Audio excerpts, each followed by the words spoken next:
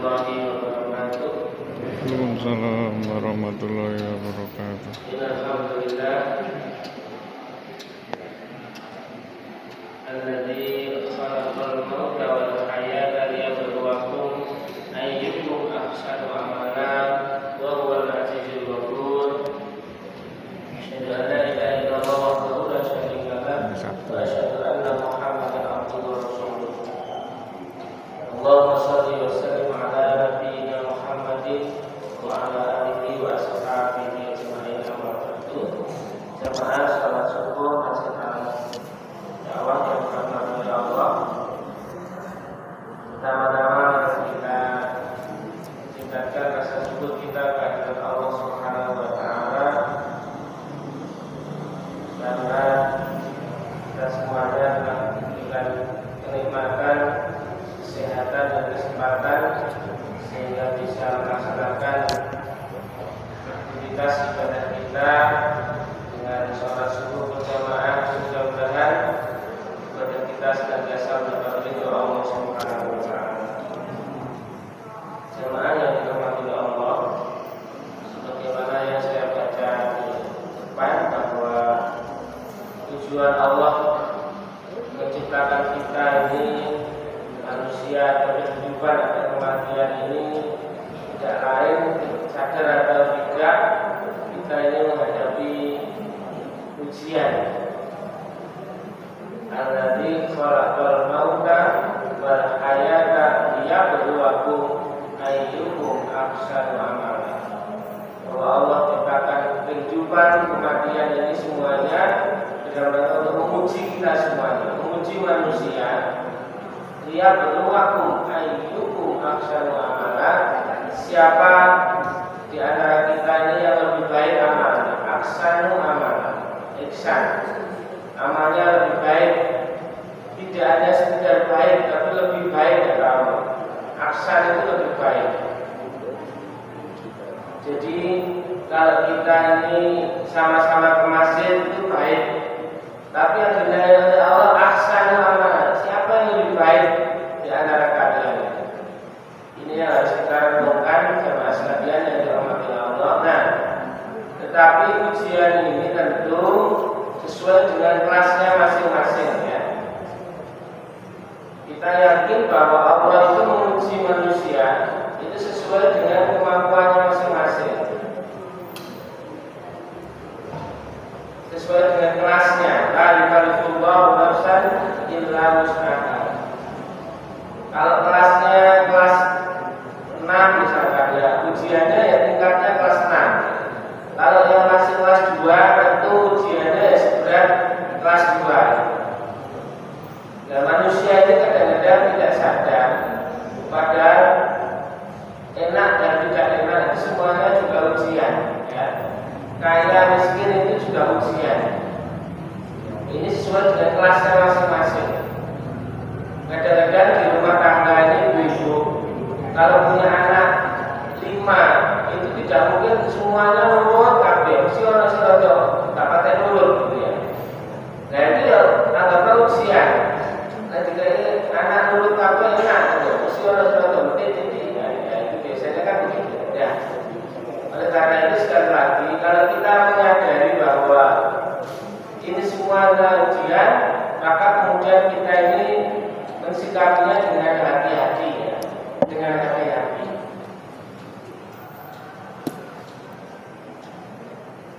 Jadi sekali lagi jamaah sekalian bahwa kadang-kadang ujian itu kita anggap nggak enak itu ujian, enak nggak ujian. Padahal waktu lain, kaya juga ujian, miskin juga ujian.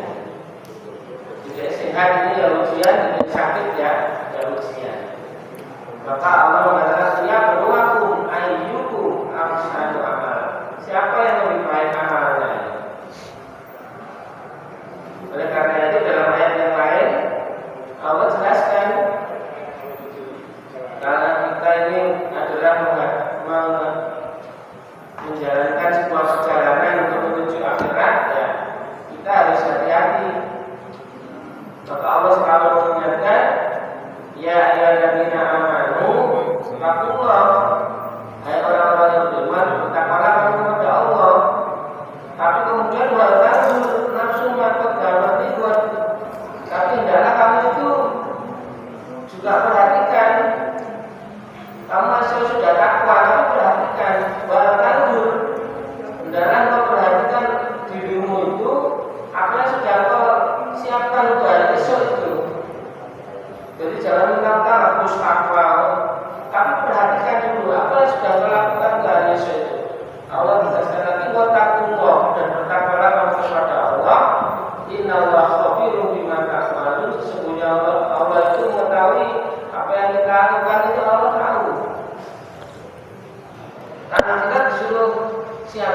tanggur nafsuma kawakibun.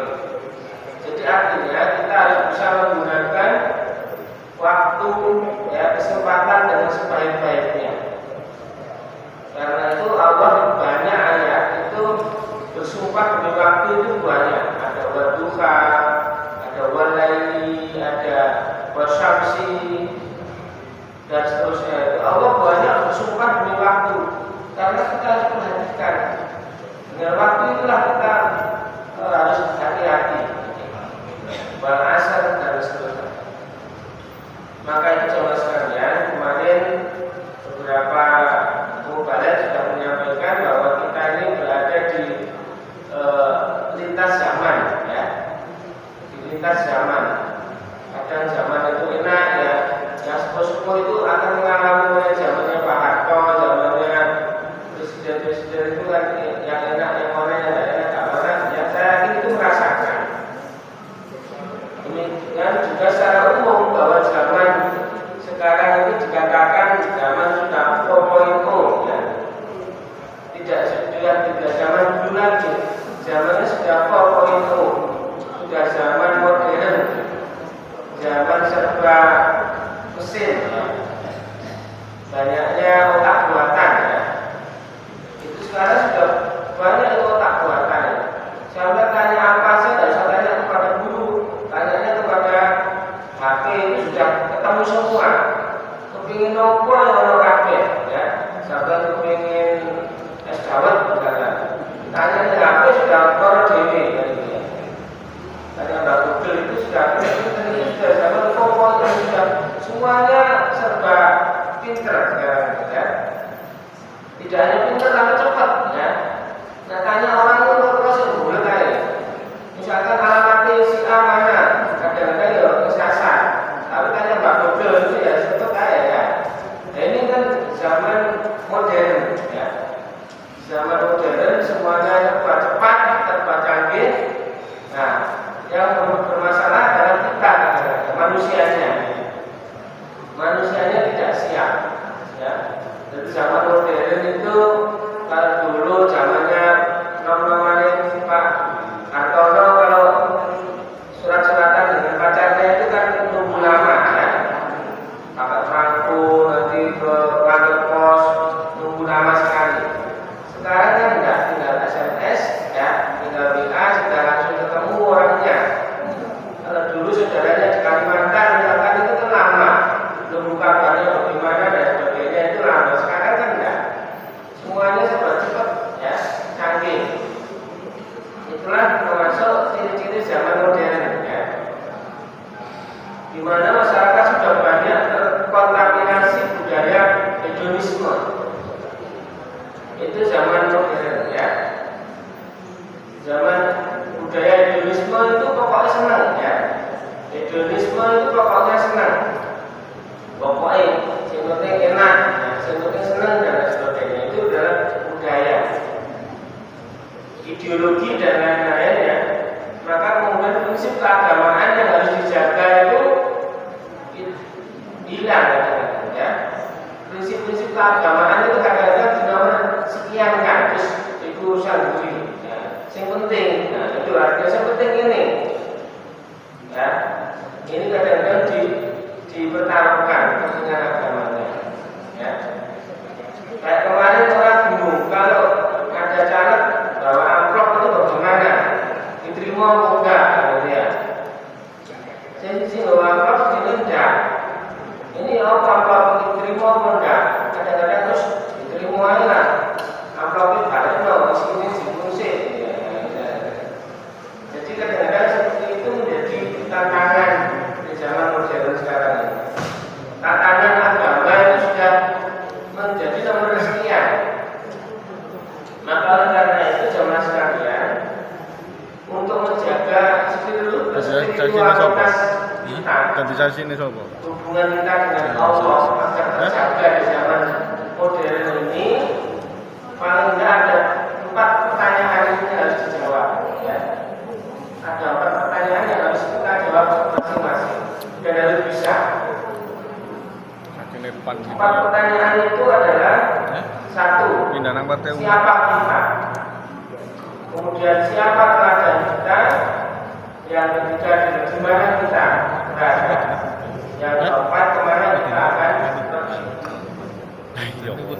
Jangan sekalian mari satu-satu kita coba jawab. Kalau kita ditanya siapa kita, kita ini siapa? Biasanya ini kan Kita itu adalah kebiasaan kita. Orang mengetahui kita itu jadi kebiasaan.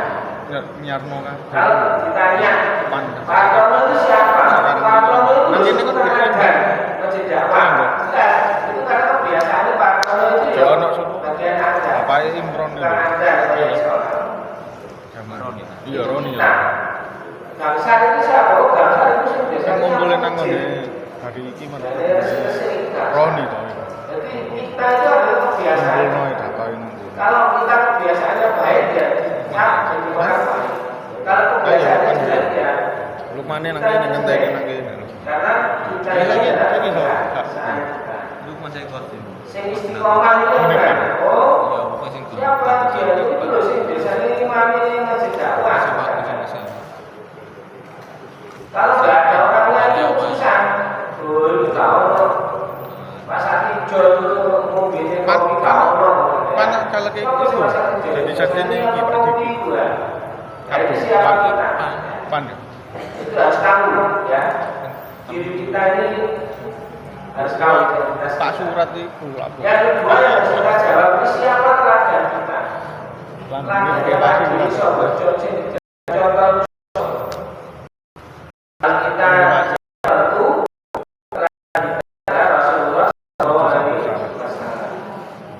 Sehingga apa yang kita lakukan sehari-hari itu seharusnya kalau kita sudah menetapkan bahwa teladan kita itu adalah Rasulullah, maka seharusnya yang kita lakukan sehari-hari itu harus bertanya sebagaimana yang juga dilakukan oleh Nabi kita Muhammad SAW. Jadi misalnya kita sebagai kepala rumah tangga, sebagai kepala pimpinan apa gitu ya, itu kudune ya tanyanya begini nek cara Nabi itu apa ya? Alang lamongan kono.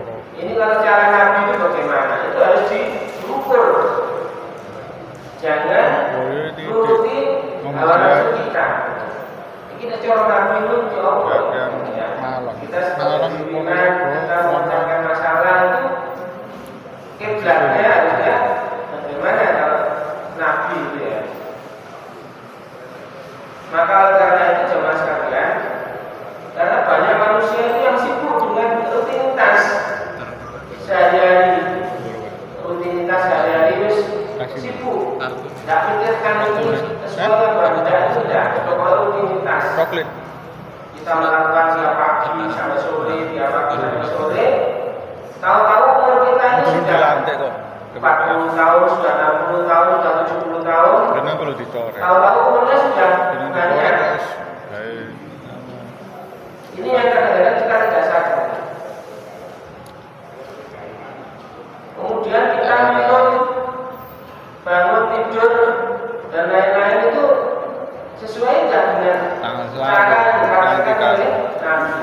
Sudah khas bagaimana yang diajarkan oleh Rasulullah SAW. Misalkan, masya turu dino, ya turu kami dino. Apakah itu sudah juga berdoa? Mau tidur berdoa, bangun tidur berdoa. Kita makan ya dino dino. Selama itu apakah kita juga sudah sempat mencontoh apa yang dilakukan oleh Rasulullah? Habis makan. Ini kadang-kadang sepele.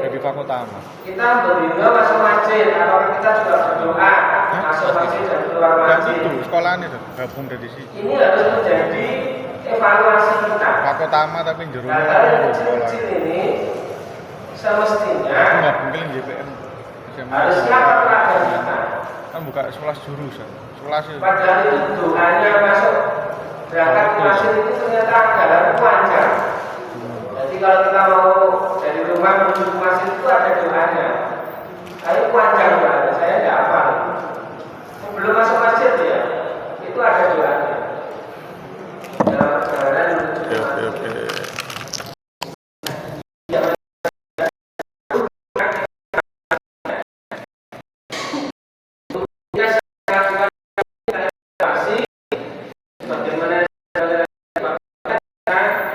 lakukan sebagaimana yang dicontohkan oleh Rasulullah SAW.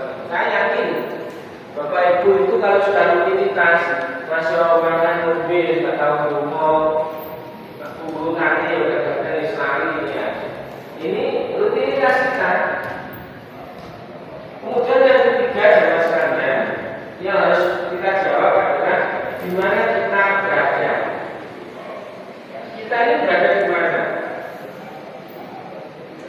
Karena kita menyadari bahwa keberadaan manusia itu melewati 5 tempat ya. Yang pertama kita di alam azali ya. Alam azali sebelum lahir ya. Kita di alam azali.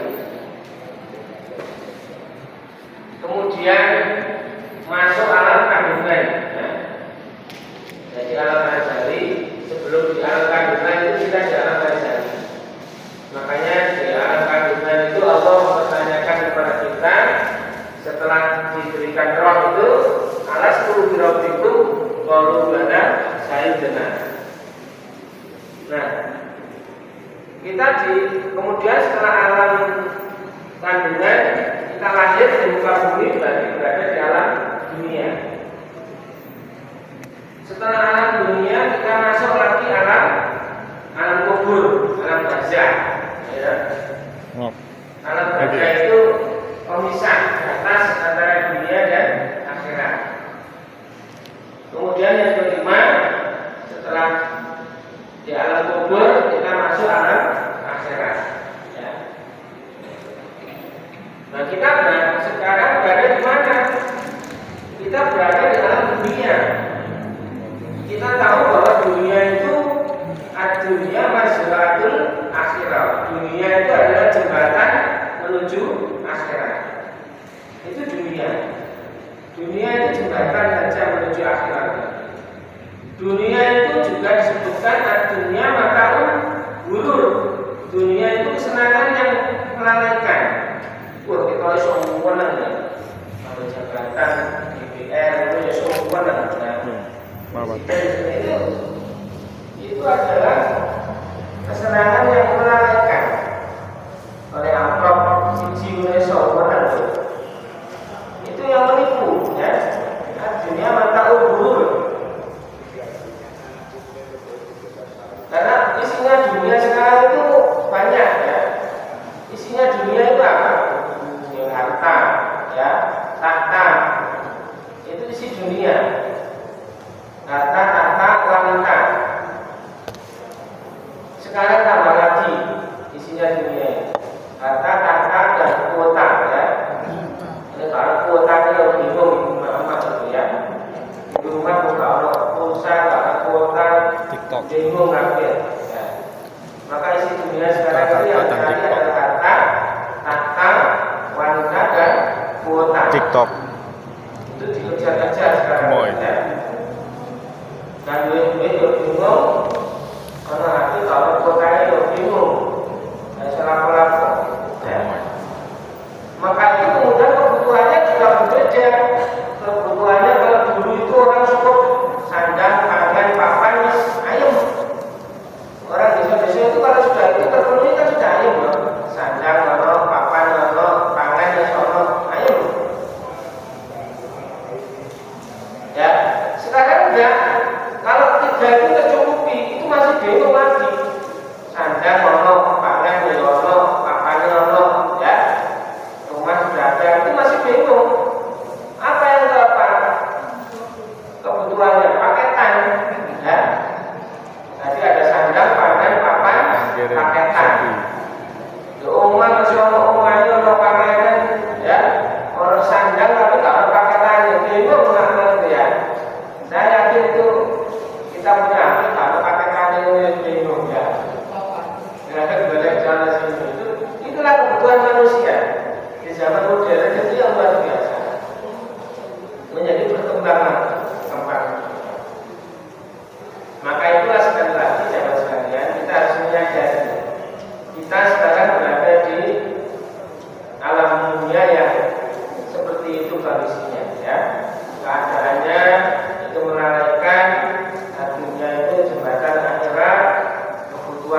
manusia di dunia ini macam-macam, ini juga harus kita perhatikan.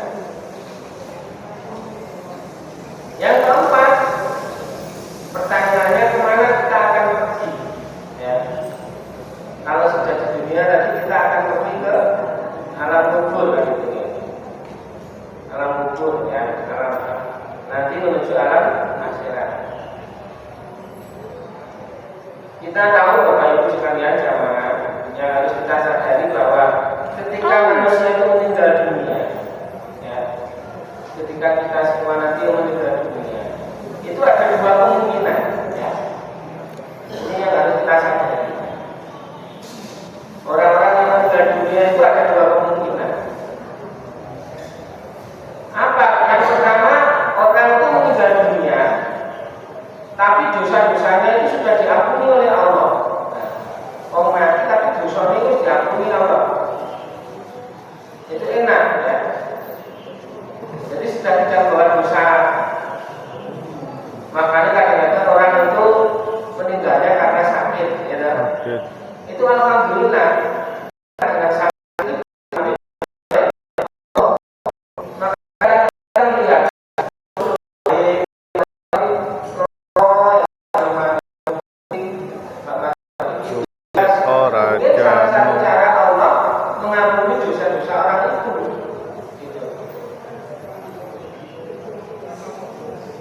jadi ketika orang sakit itu kan dapat malaikat yang menghampirinya.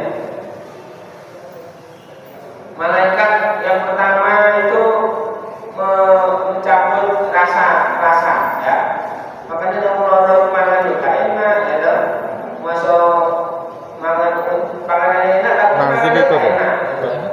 Makanya Cawapres.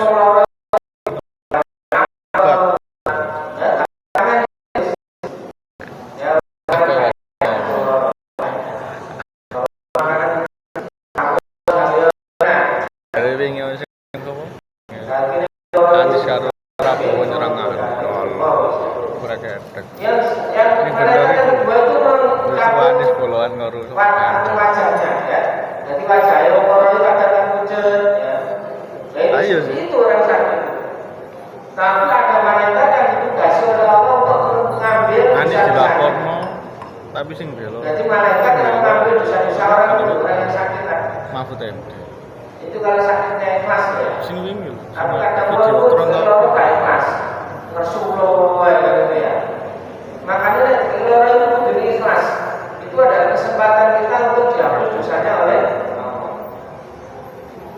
Tapi orang ikhlas itu gak enak. Makanya kemudian tafsirnya La'in syakartum la'azidannakum wa la'in kafartum anna azab lasyadid itu nikmatnya disyukuri, ujiannya dinikmati. Ketika kita diuji sakit ya dinikmati ya kan begitu ya. Tapi angel gitu ya. Ketika diuji itu dinikmati itu angel. Maka sekali lagi jamaah sekalian, ada orang meninggal itu dosa-dosanya sudah diampuni oleh Allah. Apa dia tidak diampuni ada? Mayai apa enak-enak mati dari tabrakan itu kan tak ada langsung mati kan? Itu tidak enak itu ya. Jadi beri sakit itu cara Allah mengambil dosa orang-orang tadi. Makanya biasanya uang itu ketemu pacarnya, loh Pak itu nanti, loh itu, kalau itu apa? Padahal kalau mati segala orang, tapi segala orang segala apa? Mati seolah-olah mesti karena sakit. Mesti ditanyakan, kita apa? Ya, itu zaman sekarang mudah-mudahan kita termasuk nomor 1 ini ya. Jadi nanti di akhirat kita tinggal duduk masuk surga. Yang kedua, orang yang kedua ini orang yang meninggal dunia dengan membawa dosa. Tapi dosanya ini belum diampuni oleh Allah. Karena manusia itu di dunia ini kan mesti dosanya kan mesti punya dosa salah. Tapi harus diampuni ketika mati. Tapi ada orang yang mati tapi dosanya itu belum diampuni oleh Allah. Nah ini yang repot. Manusia itu nanti kan masih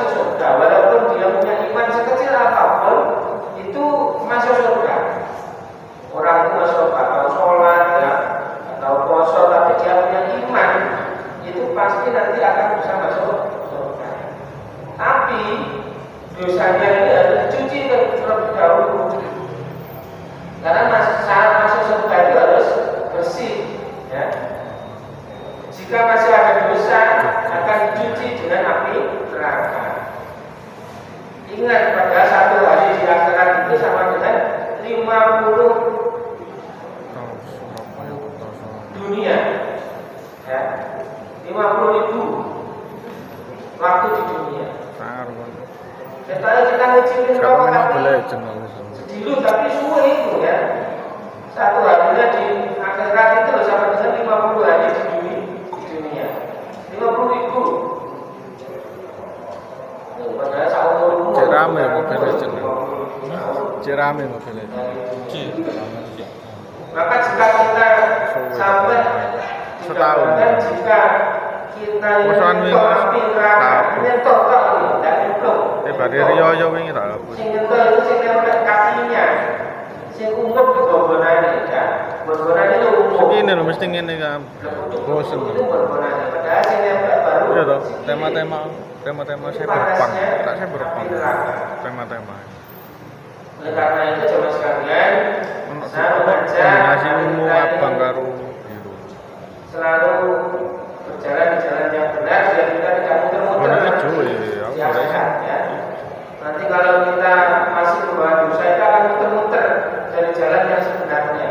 Mestinya jalannya tinggal mencolot ke surga, tapi karena kita masih banyak dosa harus muter-muter dulu. Ini ruannya deh. Makanya saya pernah dengar Iya toh. orang yang Tank. masuk surga Support itu tank, dari sejarah dulu ya. Sob itu sebenarnya. Karena surga itu ternyata macam-macam. Iya. Tipenya Dari macam-macam. masuk tank. Assassin. Itu Ada apa masuk jenenge? surga itu Harusnya bawa palu lho, Dok. gambarkan itu dengan seenaknya dia keluar masuk Ero surga. lawas lho, apa jenenge? Apa? Eling yoga lho apa? Duduk Apakah sih. karena sholat yang kerja? Sing awake iki keceng wedok. Ternyata orang Ya, ini lho. ketika di dunia Support. itu suatu saat ada pohon Meta-meta yang hero anyar-anyar. tumbang Lawas lho. kecelakaan. Jenengan. Kemudian Peranku saya wis gak meta, ya. Kan dipoto-foto di Irno, biar Dalam peranku jalannya biyen ku itu enak. bisa dipakai jalan lagi. Nah, ternyata gara-gara itu dia di surga itu seperti punya karcis terusan. Kalau masuk di dunia itu karcisnya itu terusan. Masuk, kamu bisa masuk ke wahana yang lain-lain. Ya, dengan amalan itu. Keluar masuk surga, keluar masuk surga kok enak ya. Ternyata amalannya apa? Amalannya ternyata di dunia itu pernah suatu saat dia menyingkirkan penghalang di jalan itu. Oh, serangannya jarak ide. Itu artinya jamaah sekalian, kita ini tidak jaminan ibadah kita ini menjadi jalan menuju surga. Ibadah sosial. Dan itu artinya kita juga ibadah sosial. Skill keloro ini kan Maka tentu nyapet makanya Nabi mengatakan khairun nas anfa'uhum. Oh, kalian Sebaik manusia itu yang ya, harusnya robot itu. kepada orang lainnya. Itu Ya, saja harusnya jamaah bukan robot itu. Allah yang bisa kami sampaikan sekali lagi. Itu, saya wedok ya. Menjaga spiritualitas kita di zaman yang modern ini. Yang ulti ini jadi robot itu. Kita bisa menjawab siapa kita, siapa teladan kita, di mana Ya, kita berada, ya itu. dan di mana kita Edit. akan. Harus kita sadari sehingga Skill ini pertama itu evaluasi sebenarnya. kita untuk betul-betul menjadi manusia-manusia, menjadi pribadi-pribadi yang bertakwa kepada Allah.